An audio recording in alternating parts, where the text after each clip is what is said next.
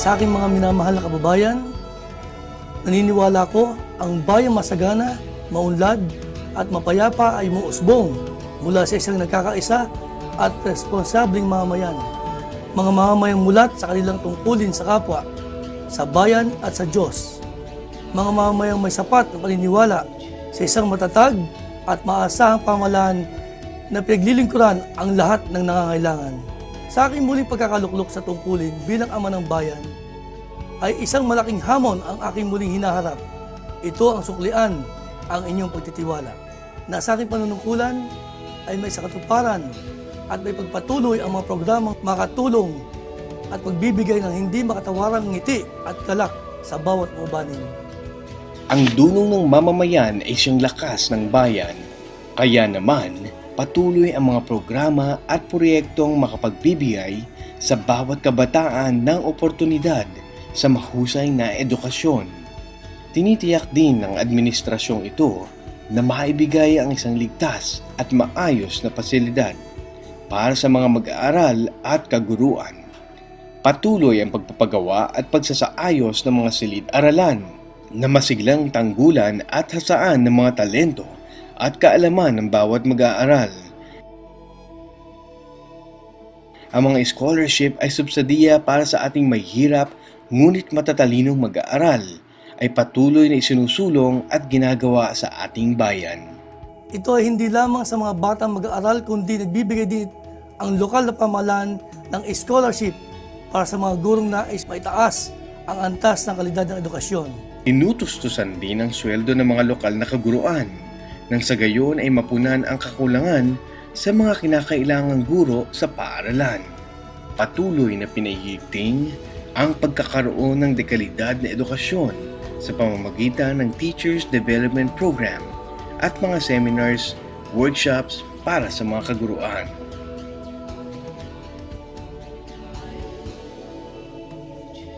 Batid ko ang hirap ng bawat magulang na may taguyod ang kanilang mga anak sa kolehiyo. Kaya naman, isinakatuparan ang pagtatayo ng pambayang kolehiyo ng Mauban.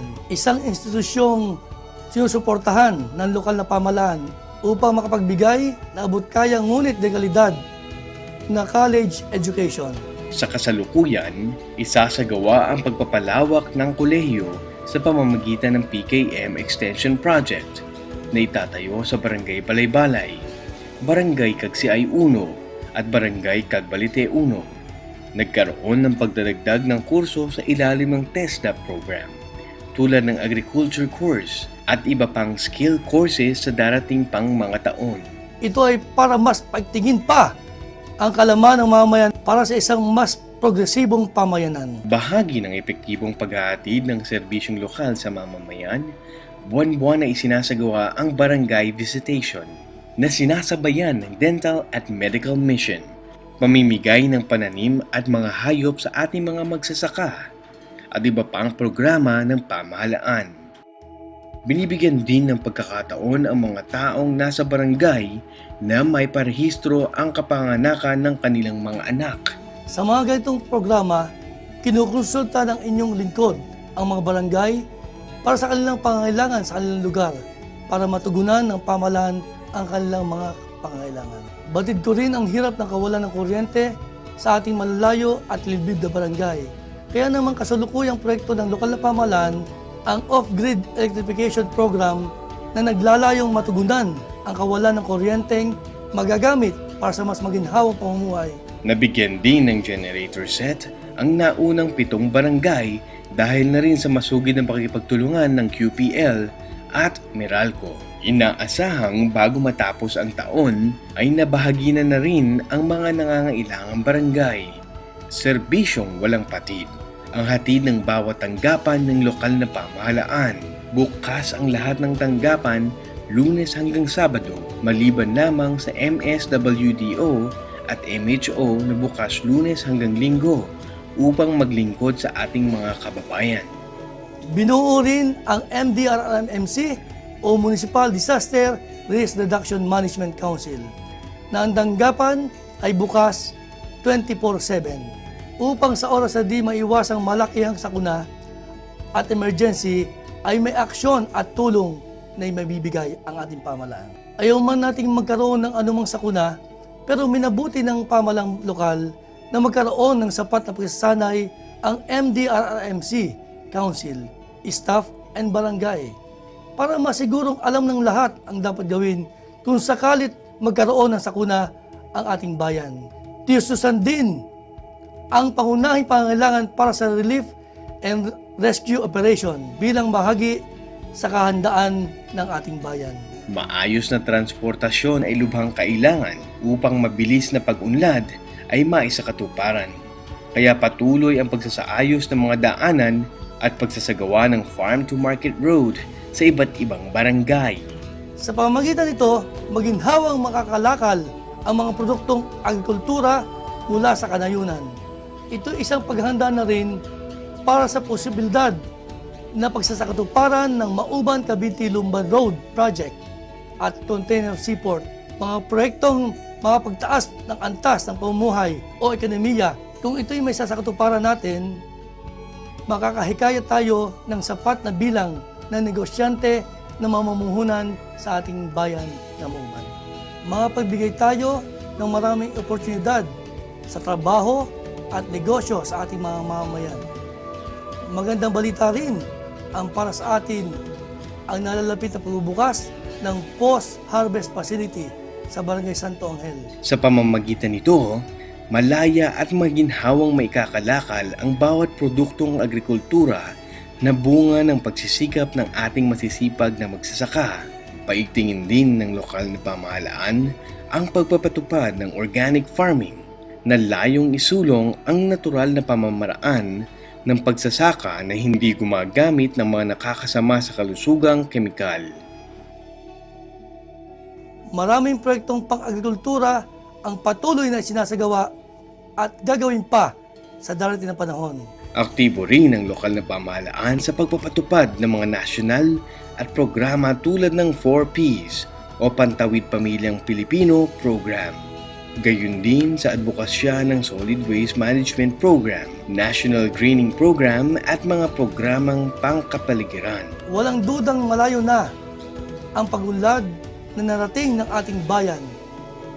Kasabay nito ang patuloy na pagsibol ng industriya ng turismo ng bayan.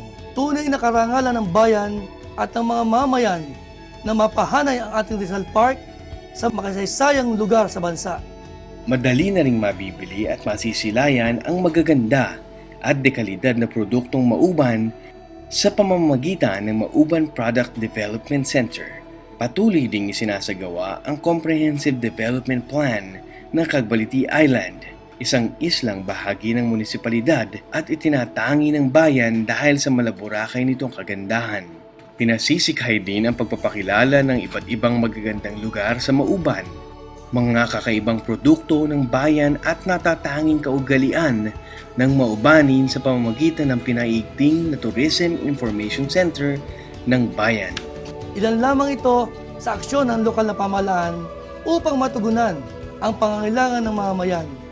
Ngunit ikintal pa rin natin sa ating isipan ang hindi lamang gobyerno ang magbibigay ng pag-unlad at kaginhawahan sa bawat isa. Kinakailangan nito ang aktibong partisipasyon ng iba't ibang sektor, lalo't higit ang bawat mamamayan. At sa lahat ng ito, mahalaga ang partisipasyon ng bawat kababaihan para kilalanin ang kanilang mga pangangailangan at kakayahan.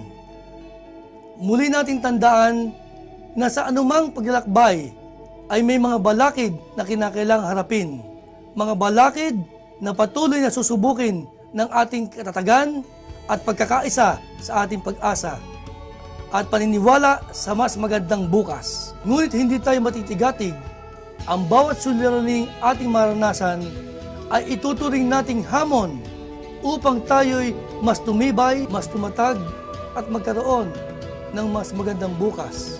Ipagpasalamat natin ang ating kaligtasan at magandang kalusugan. Iaalay natin ang ating bawat pagpapunyagi, tagumpay sa ating bayan, sapagkat higit sa kaninuman, bawat karangalan natin karangalan ng ating bayan. Ito'y tagumpay nating lahat. Muli, mabuhay ang ating bayang Mauban. Mabuhay ang bawat mamamayang maubanin. Mauban is a thriving first-class municipality and considered as one of the oldest towns in the Philippines. It has a history that spans centuries. It has a cultural legacy that reflects a myriad of influences, inhabited by diligent people, steeped in work in every imaginable industry, a town blessed by the bounty of land and sea, a haven for variety and diversity, yet united towards one vision, truly a town of promises, and promises